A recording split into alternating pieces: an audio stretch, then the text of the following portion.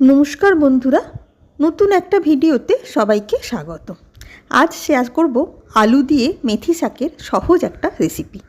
এইভাবে রান্না করলে মেথি শাকের তেতো ভাবও তরকারির মধ্যে থাকবে না এবং টেস্টটাও ভীষণই ভালো হবে। দেখে নাও তাহলে রেসিপিটা। প্রথমে মেথি শাকের পাতাগুলোকে শুধু নিয়ে 3 থেকে 4 বার ভালো করে জল দিয়ে ধুয়ে নিলাম। এইবারে একটা শুকনো থালার ওপর পুরোটাকে ছড়িয়ে দিয়ে ভালো করে শুকিয়ে নেব। পুরোপুরি শুকিয়ে গেলে ছোট ছোট করে কুচিয়ে নেব। তরকারিটা করার জন্য 1 টেবিল চামচ সর্ষের তেলকে প্রথমে খুব ভালো করে গরম করে নিলাম। এবার ফোড়নের জন্য দিলাম 1/2 টিস্পুন গোটা জিরে এবং 1/2 টিস্পুন গোটা মৌরি। মৌরিটা দিলে খুব সুন্দর একটা ফ্লেভার আসে।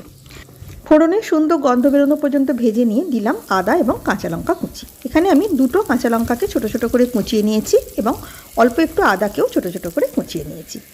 আদা আর লঙ্কাটাকে একটু ভেজে নিয়ে যোগ করে দিলাম কুচনো পেঁয়াজ। ছোট সাইজের একটা পেঁয়াজকে ছোট ছোট করে কুচিয়ে নিয়েছি। তরকারি পরিমাণের উপর নির্ভর করে তোমরা আদা, পেঁয়াজ, লঙ্কা এর পরিমাণটা দেবে। মিডিয়াম ফ্লেমে পেঁয়াজটাকে একটু ভাজবো, একটু হালকা লালচে বাদামি হওয়া পর্যন্ত। খুব বেশি ভাজবার প্রয়োজন নেই, হালকা একটু রং ধরলেই চলবে। একটু লালচে হয়ে যেতে মিশিয়ে দিলাম আলুটা। এখানে আমি 2টো ছোট সাইজের আলুকে ডুমো ডুমো করে কেটে ভালো করে ধুয়ে নিয়েছি। আলুটাকে দিয়ে এবারে খানিকটা সময় ভাজবো। গ্যাসের ফ্লেম মিডিয়ামেই থাকবে। একটু আলুর গায়ে লালচে রং ধরা পর্যন্ত আলুটাকে ভাজতে হবে। আলুটা যাতে ভাজতে ভাজতে খানিকটা নরম হয়ে যায় তাই জন্য দিয়ে দিলাম একটু নুন, আর কালারের জন্য দিলাম সামান্য একটু হলুদ গুঁড়ো। ভালো করে মিশিয়ে নিয়ে আলুটাকে আরও কিছুটা সময় ভাজবো। মিনিট 3-4 মতন আলুটাকে তেলের মধ্যে ভাজবো। এতে তরকারির টেস্টটা বেশ ভালো হবে।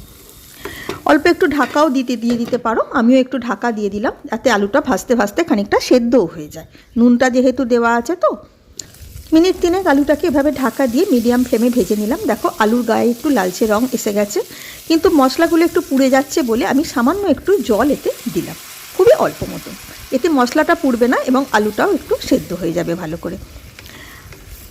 জলটাকে দিয়ে ভালো করে মিশিয়ে নিয়ে আবারও ঢাকা দিয়ে একটু লো ফ্লেমে রান্না করে নেব।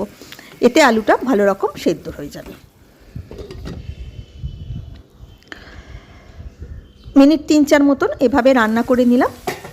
দেখে নেবে আলুটা এবারে সেদ্ধ হলো কিনা। একটা আলুকে খুন্তি দিয়ে চেপে দেখো আলুটা 80% মতন সেদ্ধ হয়ে গেছে। খানিকটা আগে ভাজাও হয়েছে এবং জল দিয়ে একটু ঢাকা দিয়ে আলুটাকে একটু নরমও করে নিলাম।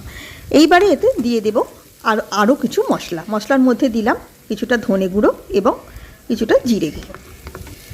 ভালো করে মিশিয়ে নিয়ে এই সময় চাইলে তোমরা লঙ্কা গুঁড়োও দিতে পারো। আমি কাঁচা লঙ্কা কুচি দিয়েছি বলে আর লঙ্কা গুঁড়ো দিলাম না। এইবারে যোগ করব কুচিয়ে রাখা মেথি শাকটা। মেথি শাকটা একদম শুকনো করে তারপরেই কুচিয়েছি। মেথি শাকটা দিয়ে এবারে দিয়ে দেবো সামান্য একটু নুন। আলুটা ভাজার সময় একটু নুন দিয়েছি, তাই শাকটা দিয়ে সামান্যই নুনটা দিলাম। আর দিলাম একটু আমচুর পাউডার আর 1/2 টিস্পুন মতন বাটারটা দিলে টেস্টটা খুব সুন্দর হয়। টমেটো যেহেতু দিইনি তাই অল্প একটু আমচুর পাউডার দিলাম, এতে টেস্টটা বেশ সুন্দর আসবে। ভালো করে সব কিছুকে মিশিয়ে নিলাম।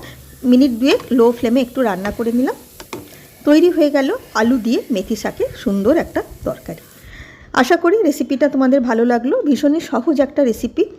দেখো আলুটা কেটে দেখাচ্ছি তোমাদের, সুন্দরভাবে সেদ্ধও হয়েছে। টেস্টটা ভীষণই ভালো হয়। যে কোনো দিন তোমরা এভাবে একবার ট্রাই করে দেখতে পারো। আশা করি ভালো লাগবে। ধন্যবাদ।